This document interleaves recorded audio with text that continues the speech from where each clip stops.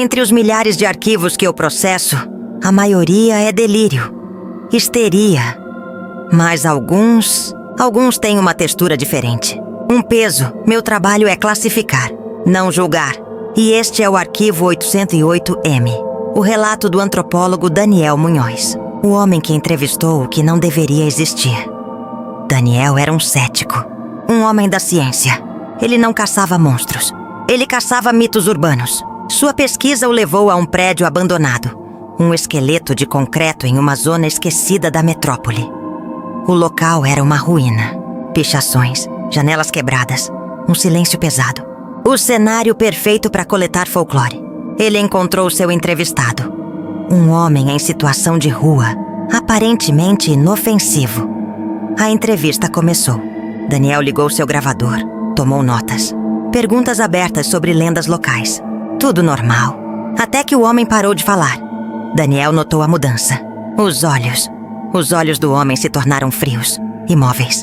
As pupilas se contraíram verticalmente como as de um réptil. Não era um truque de luz. A pele ao redor dos olhos do homem pareceu brilhar, assumindo uma textura escamosa, translúcida, que ondulava sutilmente. O ceticismo de Daniel quebrou. O pânico foi imediato. Ele largou tudo, o gravador, o caderno, e correu. Saiu do prédio sem olhar para trás, o coração batendo na garganta. Ele tentou racionalizar. Cansaço, estresse, alucinação. O gravador e o caderno ficaram para trás. Ele não voltaria lá. O trauma era real demais. 5 dias depois, madrugada, o celular vibrou. Uma mensagem sem número, sem origem. Curta e direta. Você sabia que isso não terminou? Amanhã, 22 horas, mesmo local. Não traga ninguém. O medo lutou contra a curiosidade. A obsessão de um antropólogo pelo desconhecido venceu. Na hora marcada, ele retornou. O prédio parecia ainda mais escuro. As escadas de metal gemiam. O ar estava pesado com um cheiro estranho. Queimado, doce, enjoativo. Um odor que o lembrou de templos antigos que visitou na Ásia. No andar da entrevista, a porta estava entreaberta. Ele empurrou e congelou. O local estava transformado. O chão, antes sujo, agora tinha um grande círculo de dezenas de velas vermelhas, iluminando a sala com um brilho pulsante. E no centro do círculo, o mesmo homem. Mas ele não era mais um morador de rua. Ele vestia um terno escuro impecável. As mãos, porém, estavam cobertas por uma substância oleosa, esverdeada, que brilhava bizarramente à luz das velas. E os olhos de réptil, impossíveis de ignorar, o encaravam. A criatura falou. A voz era grave, mas vibrava dentro do peito de Daniel. Achei que demoraria mais. Sobre uma mesa improvisada, estava o gravador que Daniel havia abandonado. Daniel, tremendo, perguntou o que ele queria. Terminar nossa conversa. A criatura se inclinou e a pele sob o terno ondulou, como se fosse líquida. Daniel pegou o gravador. Apertou gravar. A primeira pergunta. De onde você vem? A resposta foi absurda. De um sistema que vocês chamam de Borda Galáctica, perto do aglomerado de Coma. O nome real não importa. Chamem de Ismarek, a criatura explicou. Sua espécie surgiu em um mundo físico, sólido. Um mundo que colapsou. Exaustão de recursos, guerras internas e finalmente um conflito devastador com outras espécies. O maior conflito, disse ele, foi contra os Greys. As figuras clássicas do folclore OVNI. Olhos grandes, corpos magros. Eles estavam escondidos em uma lua do sistema de Ismarek, violando tratados antigos. A descoberta deles desencadeou uma guerra. Outras raças entraram. Arcturianos, Anunnakis. A região se tornou um campo de batalha silencioso, focado em sabotagem e espionagem. A única saída para essa espécie dele foi a dispersão estratégica. Fugiram em pequenos grupos, evitando sistemas monitorados, escondendo-se em mundos primitivos. Como a Terra. Esconder-se, disse a criatura. É um instinto sábio, porque lá fora existe algo muito pior.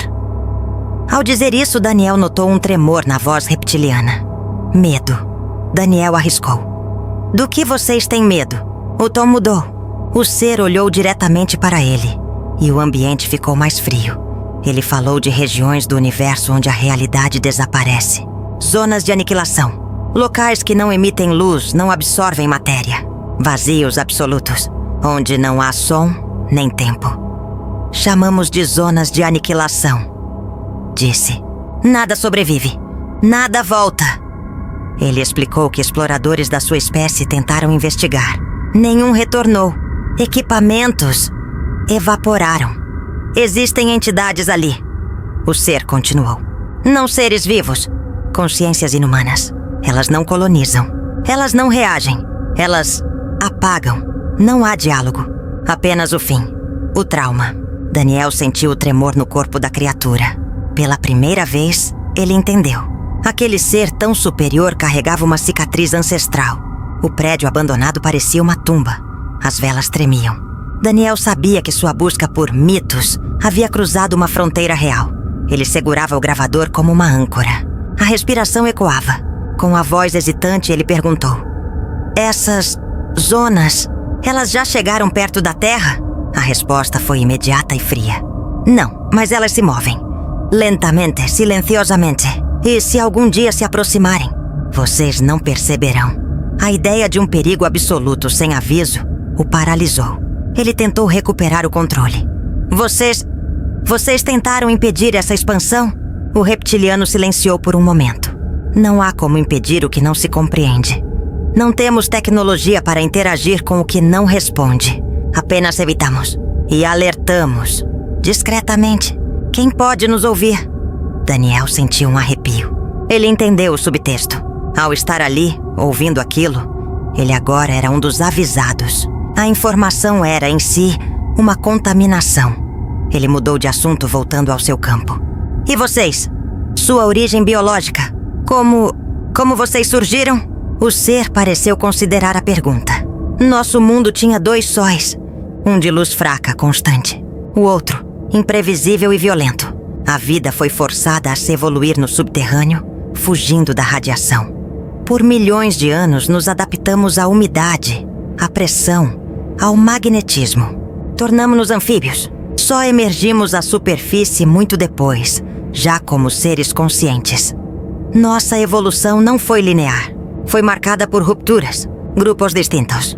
Muitos morreram. Os que sobreviveram aprenderam a manipular o campo magnético do planeta. Era nossa primeira forma de comunicação. Isso foi antes da linguagem articulada. Éramos uma civilização moldada pela vibração. Quando nos tornamos bípedes, já dominávamos a matéria de forma rudimentar, sem ferramentas, apenas com a força do pensamento coletivo. Daniel, o antropólogo, estava fascinado. Ele perguntou sobre envelhecimento. Vocês morrem como nós?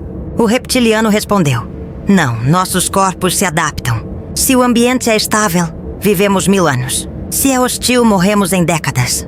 Mas não por desgaste como vocês. Morremos por saturação. Somos receptores. Quando o organismo acumula estímulos demais e não consegue mais processá-los, o canal se sobrecarrega. Ele colapsa. Simples assim. Sobre reprodução, a criatura foi ainda mais direta. Não temos famílias. Códigos genéticos compatíveis são combinados por tecnologia. Os recém-nascidos são entregues a estruturas especializadas. Memórias e funções são implantadas. Não há afeto. Não há apego. Apenas instrução. Sentimentos para nós são ruídos. A função prevalece. Daniel percebeu que a humanidade é movida por tudo o que eles descartaram. Ele se atreveu a perguntar: O que vocês pensam sobre nós? O ser não hesitou. Vocês são uma anomalia interessante. Biologicamente frágeis, desorganizados, mas com uma imaginação perigosa. Vocês improvisam. Tomam decisões monumentais com base em emoções mínimas. Criam guerras e impérios com base em sensações instáveis. Vocês não deveriam estar onde estão. Mas estão. Isso é notável. Daniel perguntou sobre o passado da Terra. Vocês já interferiram? A resposta foi um sim. E veio a revelação final. O incidente de Tunguska, em 1908, não foi um meteoro. Era uma cápsula biomecânica. Uma semente enviada por uma raça rival. Carregava organismos para terraformar o planeta. Se tocasse o solo, seria irreversível. Nós a destruímos no ar. Daniel, absorvendo o choque, fez a última pergunta. Nós vamos nos extinguir? O reptiliano o encarou fixamente. Sim, eu tenho a data exata. Mas ele se recusou a revelar. Se você souber, perderá a paz. O conhecimento da data pode torná-la inevitável. Sem dizer mais nada, o ser se levantou e apagou uma vela com os dedos. No mesmo instante, todas as outras velas se apagaram. Escuridão total. Daniel ligou o flash do celular em pânico. Ele estava sozinho. A sala estava suja, fria, abandonada. Como se nada tivesse acontecido. E como se tudo tivesse mudado para sempre.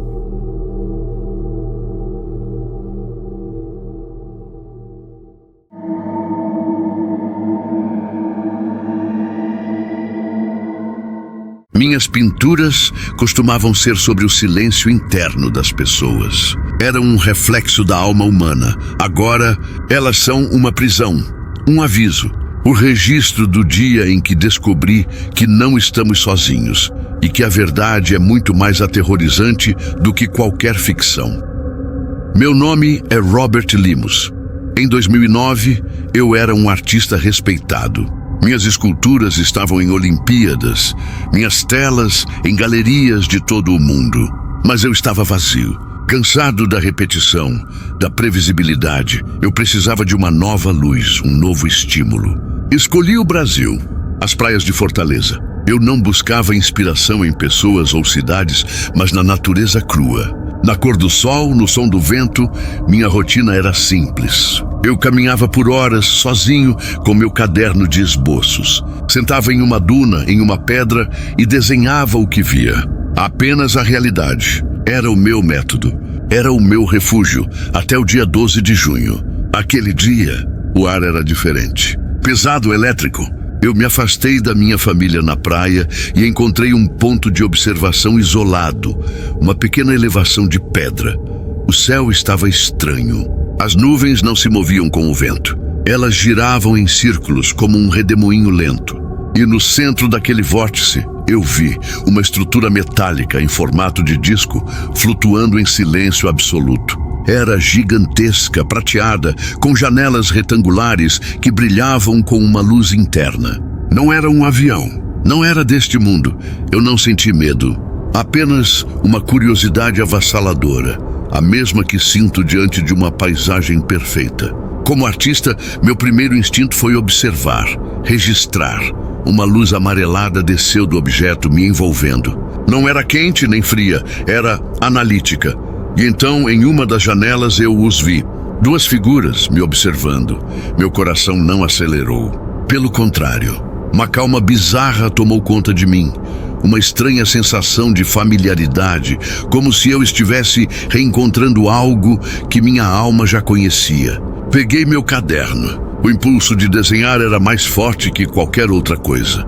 Eles eram reptilianos. Pele esverdeada, coberta de escamas finas. Olhos grandes, negros, sem íris, uma fenda no lugar da boca. Um era mais alto, com uma túnica metálica. O outro, uma fêmea, usava uma tiara. Suas expressões eram neutras, pacientes. Eu desenhava freneticamente, tentando capturar cada detalhe daquelas feições impossíveis, daquela arquitetura alienígena. Eu era um artista diante da maior obra de sua vida. Eu estimei que a experiência toda durou uns 20 minutos. Um transe artístico. Mas quando voltei para o ponto de encontro, o sol já estava se pondo. Minha família estava em pânico. Eles não me viam há mais de 2 horas. Olhei para o meu relógio de pulso. Ele estava parado, congelado no exato momento em que a luz amarelada me envolveu. 2 horas da minha vida tinham sido simplesmente apagadas. E eu não me lembrava de nada. Voltei para Barcelona, mas não era mais o mesmo. O estúdio, que antes era meu refúgio, se tornou uma câmara de eco para a experiência. Eu não conseguia pintar mais nada, apenas eles.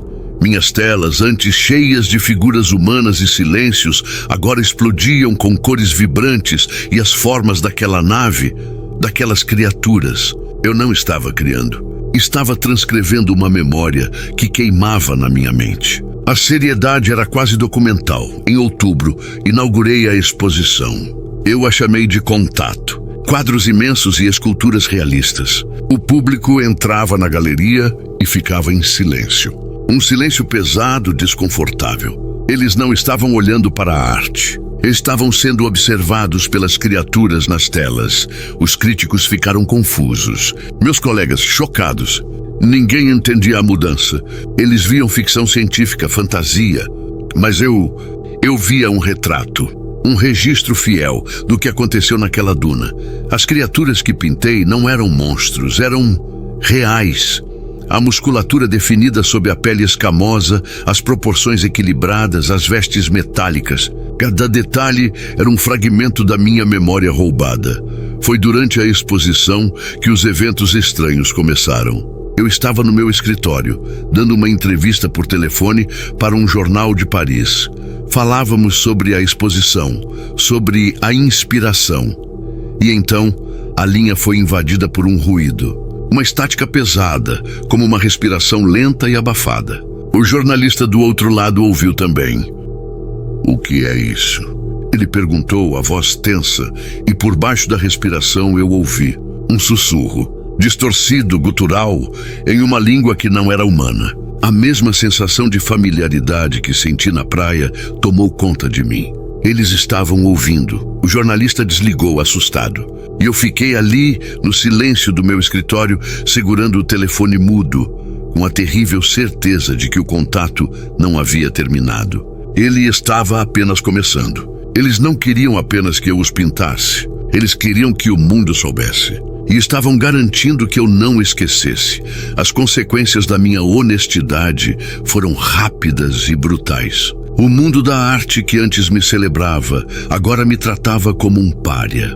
Galeristas que disputavam minhas obras pararam de retornar minhas ligações. Contratos foram cancelados. O silêncio era uma sentença.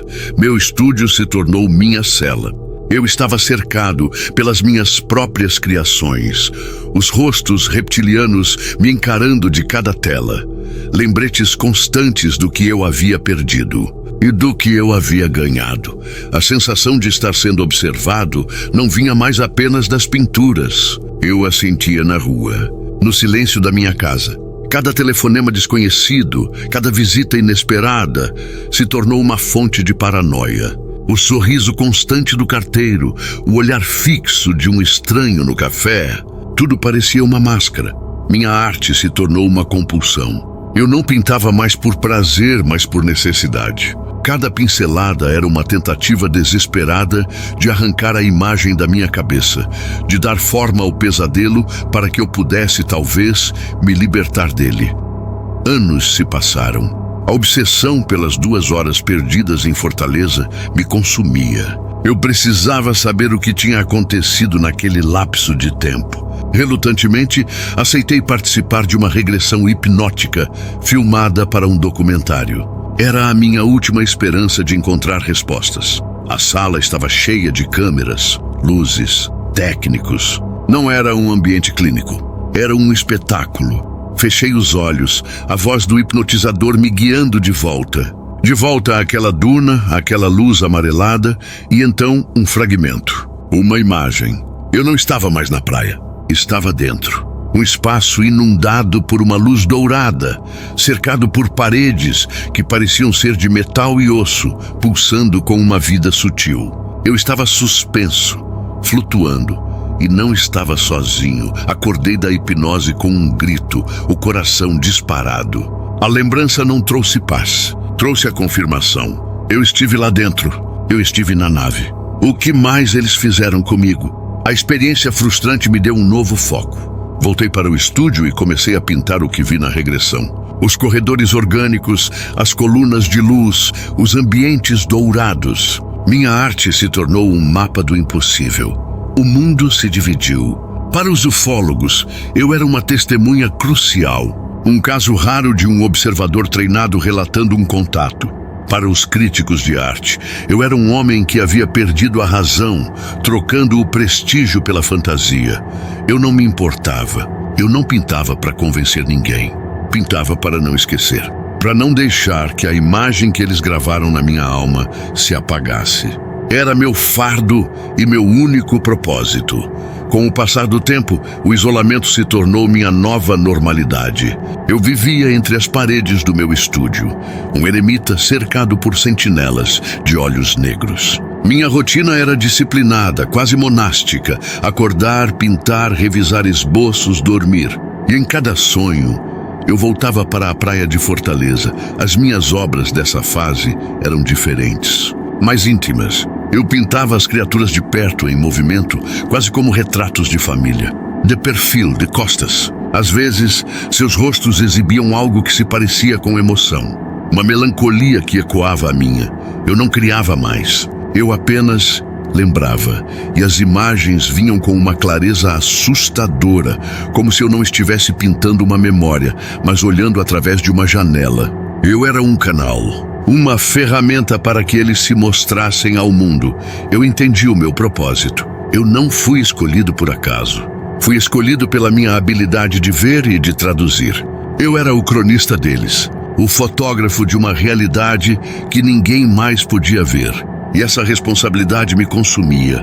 O mundo da arte me esqueceu, mas outro mundo me encontrou. Colecionadores independentes, sociedades secretas, pessoas que sabiam que havia mais entre o céu e a terra. Minhas obras não eram mais vendidas em galerias. Eram sussurradas, trocadas em salas escuras, tratadas não como arte, mas como relíquias. Eu nunca mais voltei ao Brasil. Nunca mais procurei por eles. Mas eu sei que eles nunca me deixaram. A interferência nas ligações, a sensação de ser observado, isso nunca parou. Eu aprendi a viver com meus fantasmas. Minha vida se tornou um paradoxo. Um artista celebrado que trocou o prestígio pela verdade. Uma testemunha ocular do impossível, cuja única prova era sua própria arte. Sem fama, sem buscar validação, eu mantive a mesma narrativa por mais de uma década. Fiel ao que vi. Hoje, minhas telas estão espalhadas pelo mundo, em coleções privadas, talvez escondidas em porões, talvez exibidas em salas secretas. São testemunhos silenciosos de um contato que quebrou as fronteiras da minha arte e da minha sanidade. Para o mundo, o caso Robert Limos é um enigma, um mistério da ufologia moderna. Para mim, é apenas a lembrança fiel de algo que realmente aconteceu. A lembrança do dia em que o céu se abriu e eu, um pintor de almas humanas, me tornei o retratista de deuses estranhos. E paguei o preço por isso.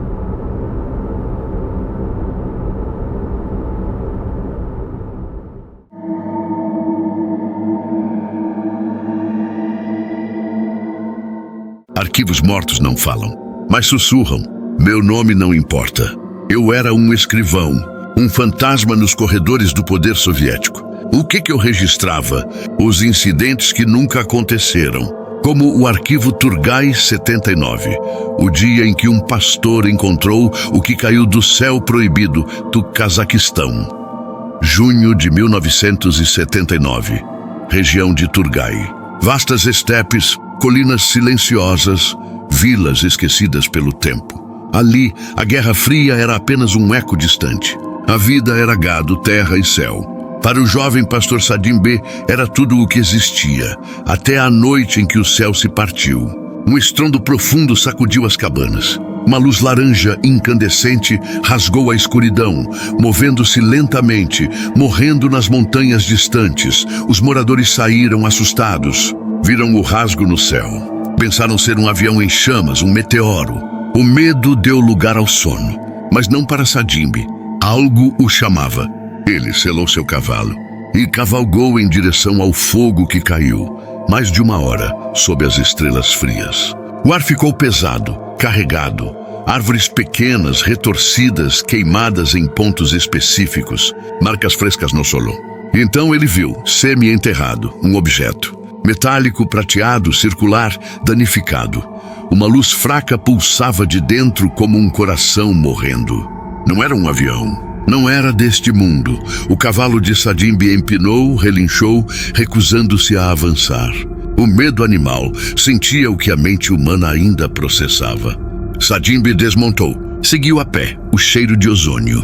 Um zumbido baixo vindo do chão, vibrando em seus ossos. Ele circulou a nave caída.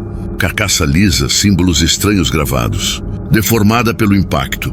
Destroços espalhados. Metal derretido. Cabos expostos. Silêncio.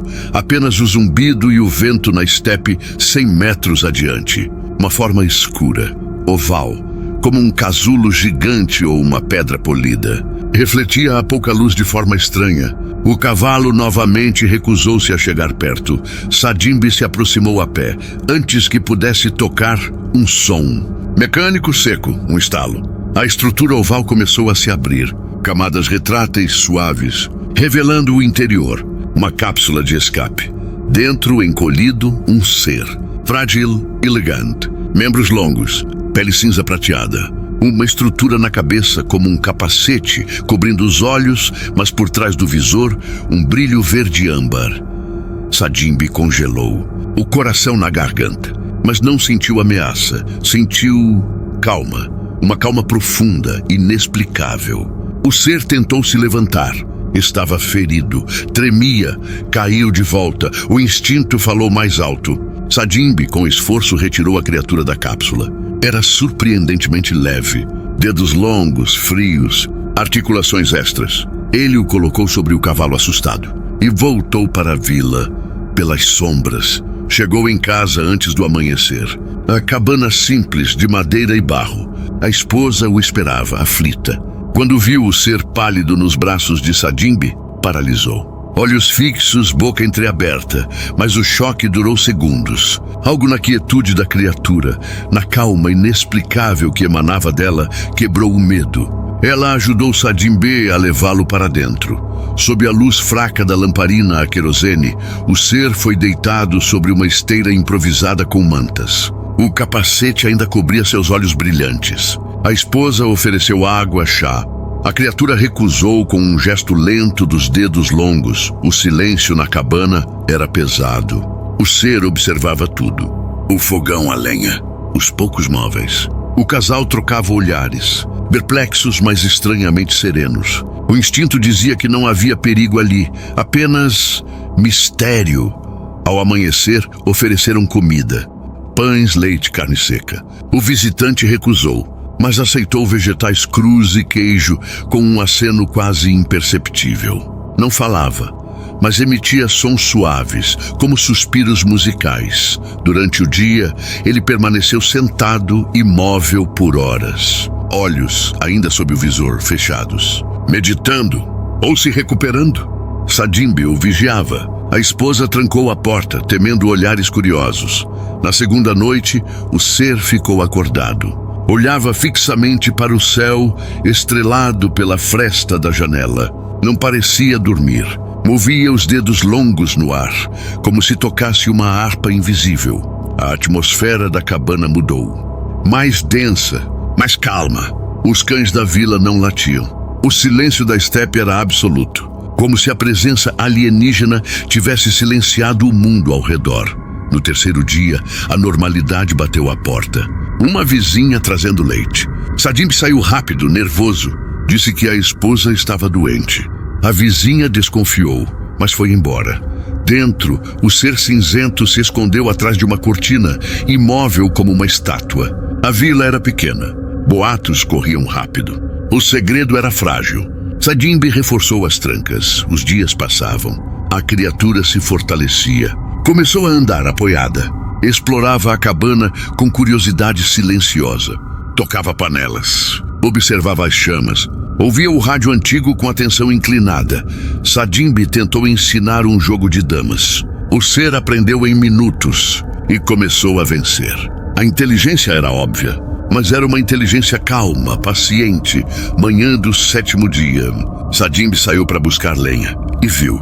Distantes, perto da vila, jipes verdes militares, homens armados, coração na boca. Voltou correndo, ele contou à esposa. O ser, ouvindo, não demonstrou medo, mas pareceu compreender. A urgência, o perigo. Com a ajuda do casal, ele foi levado para fora, para o palheiro. Uma estrutura de madeira velha, cheia de feno seco e ferramentas. Enterraram-no sob o feno mais seco, camuflado. deixaram frestas para respirar. Sadimbi voltou para a cabana, o coração martelando. Esperaram, os soldados chegaram. 3. Uniformes escuros, botas pesadas, postura rígida, olhos frios que varriam tudo. Falaram pouco, perguntas diretas. Viram algo em comum? A luz? O estrondo? Sadimbi, mãos suadas, mas a voz firme, negou. Ouviu o barulho, sim. Pensou ser um trovão, um exercício militar. A esposa confirmou, o rosto pálido. Os oficiais não pareceram convencidos. Vasculharam a cabana. Abriram armários. Olharam sob a cama. Cada movimento era metódico, ameaçador. O ar estava irrespirável. Por fim saíram. Sem uma palavra. Foram para a próxima cabana. O casal ficou em silêncio absoluto. Ouviram os jipes partirem, o som morrendo na estrada de terra. Só então Sadimbi correu para o palheiro. Afastou o feno com cuidado. O ser estava lá, imóvel, olhos, ainda sob o visor, abertos, atentos. Havia passado pelo perigo em silêncio absoluto. Naquele momento, um entendimento silencioso selou-se entre o pastor e o visitante. O risco era real. A proteção mútua. O que fariam a seguir definiria tudo.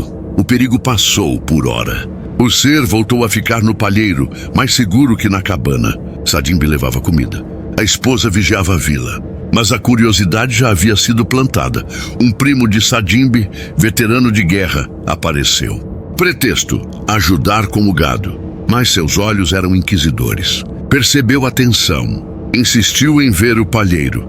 Sadimbi relutou, mas cedeu. O primo entrou. Viu o ser cinzento escondido no feno. Ficou minutos em silêncio. Saiu. Apenas balançou a cabeça. E fez um sinal. O segredo estava seguro com ele. Outros vieram. Discretamente, um veterinário. Outro pastor. Uma senhora idosa, rezadeira. Todos conduzidos em silêncio. Todos saíam mudados. Tocados pela presença quieta e alienígena. O ser não falava, mas comunicava. Gestos precisos. Expressões sutis sob o visor. Uma noite, a filha do veterinário, Tatiana, 9 anos, foi levada ao palheiro. A menina não sentiu medo. Aproximou-se, deixou um pequeno cavalo de madeira no chão, perto do ser cinzento. Um presente silencioso, um adeus antecipado. A presença do visitante mudou a vila. Os poucos que sabiam ficaram mais quietos, introspectivos. O casal, antes isolado, ganhou um respeito silencioso. Havia algo sagrado acontecendo. Em uma tarde cinzenta, o ser saiu do palheiro. Mais forte. Caminhou pelo quintal. Tocou o solo. Observou insetos. Parou diante de uma árvore, imóvel, como em prece. Nas noites seguintes, ele ia para um descampado. Sentava-se por horas olhando as estrelas. Sadimbi observava de longe. Às vezes, a esposa deixava uma manta sobre seus ombros finos. Nenhum agradecimento, apenas aceitação. Noite de 26 de junho. O ar mudou. Cheiro metálico. Nuvens rápidas. Sadimbi viu o ser se levantar e caminhar para o campo. Desta vez, ele não voltou. Sadimbi esperou. Procurou ao amanhecer. Nenhum sinal. Apenas o cheiro metálico persistente. No mesmo dia, a KGB retornou. Mais homens, mais perguntas, interrogatórios. Sadimbi e a esposa mantiveram a história. Vasculharam tudo novamente. Palheiro revirado, nada. O ser havia evaporado. Tatiana Leonova, anos depois, contou a história.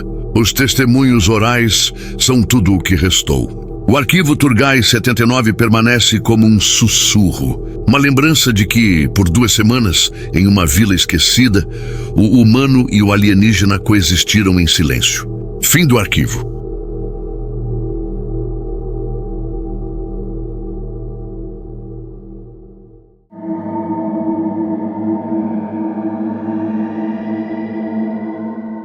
Minhas ordens eram simples. Estabelecer comunicação.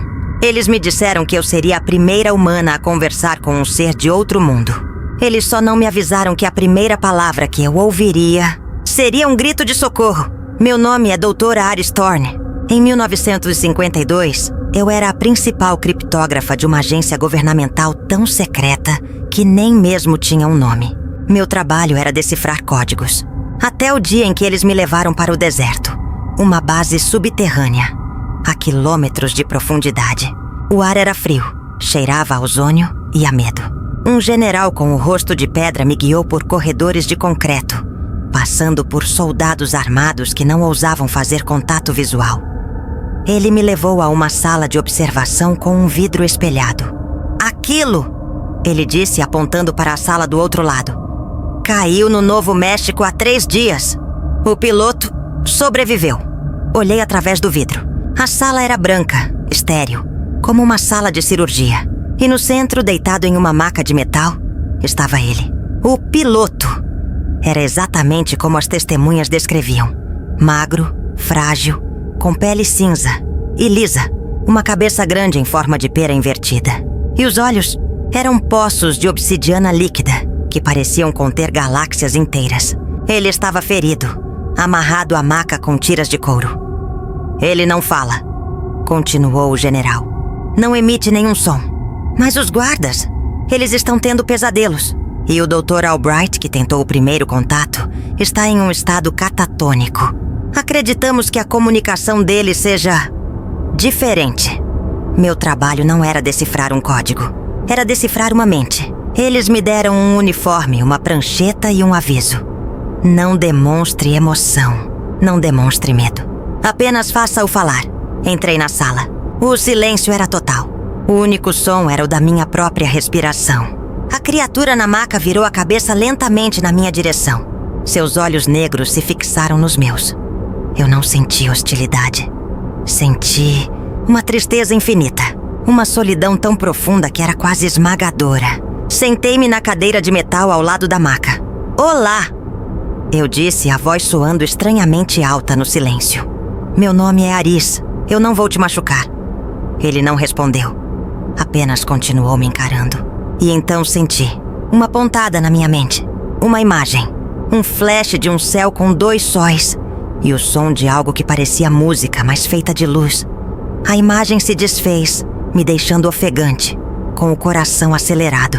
Reportei o ocorrido ao general. Ele não se impressionou com a beleza do que vi. Poesia não nos serve, doutora. Ele disse, a voz fria. Queremos dados, armas, tecnologia. Faça-o nos dar algo útil. Voltei para a sala. A criatura me observava. Seus olhos pareciam entender a pressão que eu sofria. Decidi tentar uma abordagem diferente. A linguagem universal. Fechei os olhos e projetei em minha mente a sequência de números primos. 2, 3, 5, 7, 11. A resposta foi imediata e avassaladora. Minha mente foi inundada não com números, mas com a sensação de perda. Vi a cidade de 2 sóis, não mais em paz, mas em chamas. Vi estruturas de cristal se estilhaçando em câmera lenta, caindo em um silêncio que gritava. Eu senti a dor dele, não como empatia. Eu senti a agonia de 1 bilhão de almas perdidas, ecoando em um único instante. Caí de joelhos, as lágrimas escorrendo pelo meu rosto. O general do outro lado do vidro apenas fazia anotações em sua prancheta. Passei os dias seguintes em sessões que me drenavam a alma. Ele me mostrava seu povo, uma raça de artistas, de músicos. E depois me mostrava a aniquilação deles. Mas ele nunca me mostrava o que os aniquilou. Uma noite exausta, eu projetei a pergunta mais simples e direta que pude. O que aconteceu com você? O que te caçou? A barreira de tristeza se rompeu. Minha mente foi jogada em um turbilhão de imagens cósmicas de puro terror. Vi planetas, sistemas solares inteiros, sendo consumidos, não por uma frota de naves, mas por uma sombra. Uma escuridão viva, sem forma, que se espalhava pelas galáxias, silenciando estrelas. Vi a nave dele, uma pequena semente de luz, fugindo desesperadamente daquela onda de nada. Ele não caiu na Terra por acidente. Ele estava fugindo. Era o último sobrevivente. Eu recuei, chocada. O general entrou na sala de observação, o rosto uma máscara de impaciência. Chega de histórias tristes, doutora. Vamos acelerar o processo. Ele fez um sinal para um médico que o acompanhava, que carregava uma seringa com um líquido escuro. O que é isso? E perguntei, me colocando entre a porta e a maca. Um soro da verdade, disse o general. Se ele não vai falar por bem... Pela primeira vez, vi uma emoção no ser. Seus olhos negros se arregalaram e um pânico puro, absoluto, inundou a minha mente. Um pânico que não era dele, era por mim. Enquanto o médico se aproximava com a agulha, a criatura se debateu contra as amarras de couro. E uma única palavra clara, poderosa e aterrorizante explodiu dentro do meu crânio. Não era um pedido de socorro, era um aviso. A palavra era: corra. A palavra corra não foi apenas um som em minha mente. Foi uma onda de choque que me jogou para trás, contra a parede. O médico, assustado, derrubou a seringa. O general, por sua vez, estava furioso. O que você fez, doutora? Ele rosnou, puxando sua arma. Ele apontou para mim, depois para a criatura, os olhos cheios de desconfiança e fúria. Mas não houve tempo para a ira. No exato instante em que o general me ameaçava, a criatura na maca parou de se debater. Seus olhos, antes cheios de pânico, agora brilhavam com uma determinação fria. E sua pele cinzenta começou a escurecer. Não era uma simples mudança de cor. Era como se a escuridão que ele havia me mostrado, a que consumia planetas, estivesse agora fluindo para dentro dele, preenchendo-o. As amarras de couro estalaram e se romperam como se fossem feitas de papel. Ele se sentou na maca. Não parecia mais frágil. Agora irradiava uma aura de poder ancestral. O general atirou. 1 tiro, 2. As balas ricochetearam em sua pele, sem deixar marcas. A criatura ergueu uma mão esguia em direção ao general. Uma onda de energia escura, quase invisível, fluiu dele. O general caiu no chão, contorcendo-se. Seus olhos ficaram negros e um som horrível e gutural saiu de sua garganta. Ele não era mais o general. Os guardas que estavam na sala de observação atiraram através do vidro blindado, que milagrosamente não se quebrou. As balas não o atingiram. Ele estava se movendo rápido demais. Uma mancha cinzenta e escura no ar. A criatura se virou para o médico, que estava em choque. Tocou sua testa com um dedo. O médico desabou, inconsciente, mas com um sorriso sereno no rosto. Paz, não roró. Ele o poupou. Ele se virou para mim. Seus olhos negros me encararam novamente. Mas agora não havia tristeza nem pânico. Havia uma gratidão profunda. E então outra imagem. Um flash de uma galáxia distante e uma única estrela se acendendo. Uma promessa. Então ele se moveu. Não para me atacar, mas para me proteger. A criatura se lançou contra o vidro espelhado da sala de observação, que se estilhaçou em milhares de pedaços com um som ensurdecedor. Os guardas foram pegos de surpresa. Ele se moveu entre eles como um fantasma, cada toque seu derrubando um homem. Não para matá-lo, mas para neutralizá-lo. Seus olhos também ficaram negros, mas sem a energia sombria do general. Apenas escuridão. Corri para fora da sala, seguindo-o. A base subterrânea estava em caos. Alarmes soavam. Soldados corriam em todas as direções, atirando para o nada. A criatura abria caminho com uma graça brutal, sempre à frente, mas nunca me abandonando. Corremos por um labirinto de corredores de concreto, o som dos alarmes e dos tiros ecoando. Ele estava sempre à minha frente. Uma sombra cinzenta se movendo com velocidade impossível, abrindo caminho não com violência, mas com precisão cirúrgica, neutralizando os soldados sem matá-los. Chegamos a um enorme hangar subterrâneo, onde a nave dele, ou o que restava dela, estava sendo desmontada. A única saída era um gigantesco elevador de carga que levava à superfície. Corremos em direção a ele, mas a nossa saída estava bloqueada. Parado em frente ao elevador, estava o general, mas não era mais ele. Seu corpo estava contorcido em um ângulo antinatural, e de sua boca saía uma fumaça escura e oleosa. Seus olhos não eram mais negros, eram vazios. Eram a própria escuridão. A sombra havia encontrado um hospedeiro. A criatura se colocou entre mim e o general possuído. A temperatura no hangar caiu drasticamente. O ar crepitava com uma energia que eu podia sentir na pele. Eles não lutaram com punhos ou armas. A batalha era travada em um plano que eu mal conseguia perceber. A criatura alienígena brilhava com uma luz pálida e prateada. O general irradiava uma escuridão que parecia sugar a própria luz ao seu redor. E no meio daquela guerra silenciosa, o alien me enviou uma última terrível mensagem.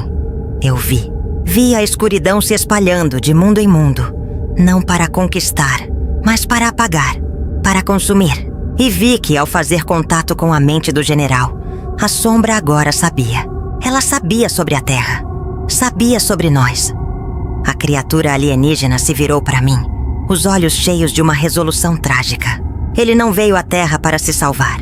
Veio para impedir que a sombra o seguisse. E ele havia falhado. Então ele fez a única coisa que podia. Começou a brilhar. Uma luz prateada, intensa, emanava de seu peito. Uma luz de pura energia vital. Ele estava se sobrecarregando, transformando-se em uma bomba. A escuridão no general recuou, sibilando, tentando escapar do corpo. Mas era tarde demais. A luz explodiu. Não houve som. Apenas uma onda de pura brancura que preencheu o hangar, desintegrando o general e a sombra que o habitava. Quando minha visão voltou, eu estava caída perto do elevador. A criatura estava a poucos metros de mim.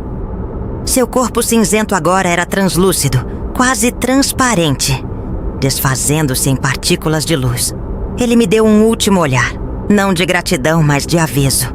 E então, ele se desfez completamente, deixando para trás apenas o silêncio e o cheiro de ozônio. Eu escapei naquela noite. A base foi selada, a história enterrada sob camadas de sigilo governamental. Continuei minha vida, mas nunca esqueci. Tornei-me astrônoma, uma vigia silenciosa. Todas as noites aponto meu telescópio para o setor da galáxia que ele me mostrou. A galáxia de onde ele veio. Por anos não vi nada, até a noite passada. Uma estrela que sempre esteve lá, brilhante e constante, piscou. E se apagou. Depois a estrela ao lado dela. E a próxima. A escuridão não foi detida. Foi apenas adiada. E agora, ela sabe o caminho.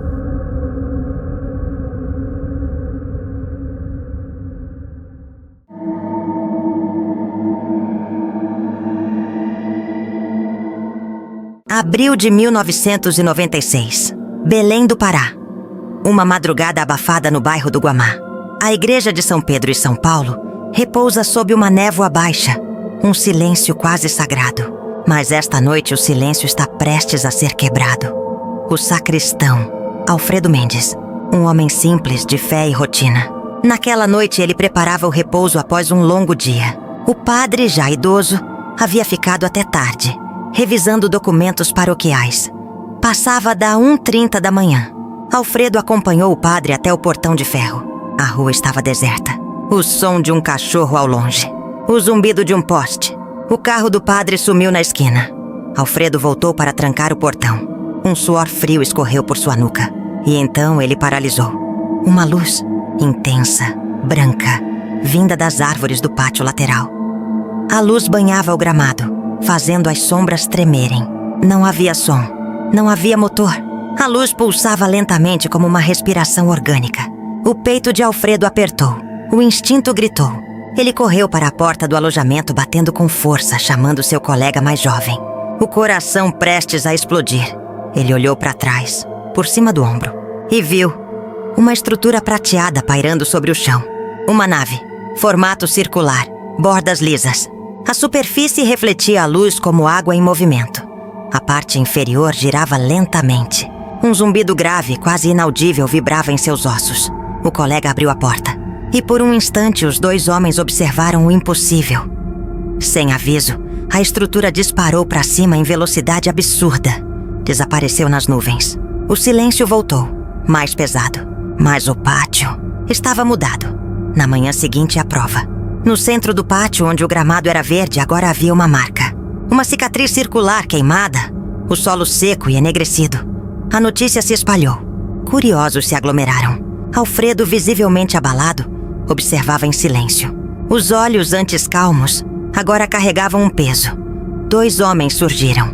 Ufólogos, investigadores de fenômenos amazônicos. Conversaram com o padre, que os levou até Alfredo. O sacristão, desconfiado, relatou o que viu. Mas um detalhe o perturbava. Ele trancou o portão a 1h30. Chegou ao quarto às 2h00. 30 minutos. Haviam desaparecido, uma lacuna temporal. A missing time. Para os ufólogos era o sinal clássico. Abdução. Eles sugeriram hipnose regressiva.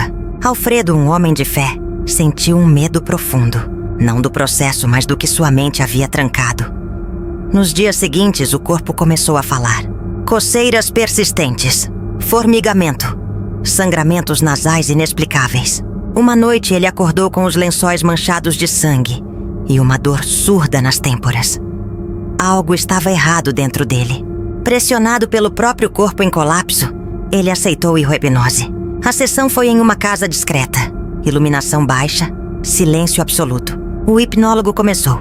Volte para aquela noite. Sob hipnose, os fragmentos se uniram. A memória real.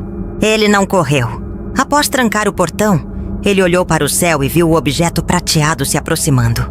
Lento, silencioso, tocando o gramado sem som. Então, uma segunda estrutura, maior. Uma nave-mãe, pairando imóvel acima da primeira. As duas se fundiram, e uma luz poderosa verdeada explodiu, banhando o pátio. Alfredo tentou correr. O corpo não respondeu.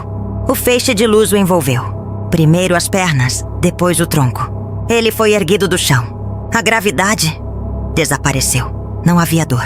Apenas um calor intenso nos ossos. Tudo ao redor ficou branco. Uma luz que parecia ter substância, sugando-o para dentro. Quando abriu os olhos, a realidade era outra. Ele estava em uma câmara de vidro. Um grande aquário. A luz interna era suave, difusa. O ar denso. O silêncio total. O som de sua própria respiração, ecoando. Ele não estava sozinho. 8 figuras. Altas, magras, mais de 2 metros. Pele de um tom azul cobalto luminoso. Cabeças carecas alongadas. Olhos grandes, negros, amendoados. Eles usavam trajes justos, azul escuros, que pareciam se mover como mercúrio líquido. Estavam em círculo, imóveis. Apenas observando-o com uma curiosidade calma, analítica. Um deles se aproximou da câmara de vidro. Rosto fino, elegante, inumano. Estendeu uma mão longa. Não havia palavras. Mas Alfredo, em transe, entendeu. Não tema! A tampa de vidro da câmara começou a se abrir. Uma força suave o puxou para fora. A gravidade era diferente ali. Seus pés não tocavam o chão. Ele flutuava. Os seres o trataram com uma delicadeza cirúrgica. Movimentos coordenados como uma coreografia silenciosa. Seus olhos negros e profundos, fixos nele. A jornada de Alfredo estava apenas começando. Aos poucos, Alfredo começou a distinguir o interior da nave. As paredes não eram sólidas. Pareciam feitas de um metal translúcido que se moldava e brilhava com a luz ambiente. Não havia cantos, nem emendas. Tudo era curvo, orgânico. Ele foi conduzido flutuando por um dos seres altos e azuis até o que parecia ser uma sala de observação. No centro, uma janela oval gigantesca revelava a escuridão do espaço, pontilhada por estrelas. Lá embaixo, inconfundível, Alfredo viu o desenho do rio Guamá serpenteando pela cidade adormecida de Belém. Os pequenos barcos, como vagalumes. A nave flutuava em silêncio absoluto, invisível. O ser que o guiava, alto, pele azul cobalto, trajes prateados, aproximou-se. Seus olhos eram negros, profundos, amendoados. Alfredo sentiu algo estranho. Reconhecimento. Um nome surgiu em sua mente, vindo do nada. Turan. Turan o levou por um corredor que se iluminava em tons azulados. As paredes pareciam se abrir à medida que avançavam. Chegaram a uma sala onde uma mesa metálica, baixa e arredondada, emergiu suavemente do chão. Um tecido azul cintilante flutuou sobre Alfredo, cobrindo-o. Ele se deitou sem resistência. Havia apenas uma entrega instintiva. Pequenos instrumentos surgiram das paredes, movendo-se sozinhos. Pareciam feitos de luz ou metal líquido. Toques leves em seus braços, pernas, cabeça. Ele não sentia dor, apenas um formigamento suave. Então a comunicação silenciosa começou. Palavras claras surgindo diretamente em sua mente. Estamos colhendo amostras fisiológicas. Não desejamos mal. A resposta veio antes da pergunta. Você foi observado nos últimos 5 anos. Sua vibração emocional é rara entre os humanos. Seu coração permanece puro, livre dos sentimentos destrutivos que predominam na Terra. Ódio, ambição, intolerância. Por isso foi escolhido. Após o exame, os instrumentos recuaram. Os seres azuis o cercaram. E, em uníssono, inclinaram levemente a cabeça. Não uma saudação, mas um gesto de profundo respeito. O manto cintilante foi retirado. Alfredo foi guiado, ainda flutuando, até outra janela oval. Desta vez, a visão não era da cidade. A nave sobrevoava a densa e interminável mata fechada amazônica. Em uma clareira perfeitamente circular, a nave desceu, pairando a metros do solo. A luz azulada da nave refletia nas copas das árvores, iluminando a selva noturna como se fosse dia.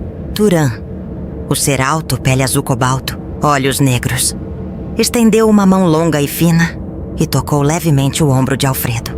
Na mente do sacristão, uma imagem clara surgiu. Um cristal transparente pulsando com reflexos multicoloridos. Um símbolo, uma conexão. Nesse instante, a consciência de Alfredo começou a se apagar. As imagens da clareira, o rosto de Turan, tudo se tornou embaçado. O som da nave se reduziu a um zumbido distante. Escuridão. Ele despertou. Estava de pé, na frente da porta do seu alojamento, batendo com força, o suor encharcando sua camisa. Ajuda, abra! Seu colega abriu a porta, assustado. Alfredo estava confuso. A memória do que viveu? Bloqueada. O colega disse ter visto a luz pela janela. Achou que era um incêndio. Ambos correram para fora a tempo de ver a luz disparar para o céu em linha reta, desaparecendo instantaneamente. Nos dias seguintes, a marca circular no pátio permaneceu, visível por semanas. O padre, temendo o falatório, solicitou que o local fosse coberto, cimentado. O segredo deveria ser enterrado, mas o corpo de Alfredo insistia em lembrar. Os sangramentos nasais voltaram, piores, dormência nas mãos. A mente esquecia, mas o corpo carregava a evidência do contato. Alfredo Mendes continuou seu trabalho na igreja, mas seu olhar mudou. Ele varria o pátio, agora coberto por cimento liso, mas seus olhos sempre se desviavam para o céu.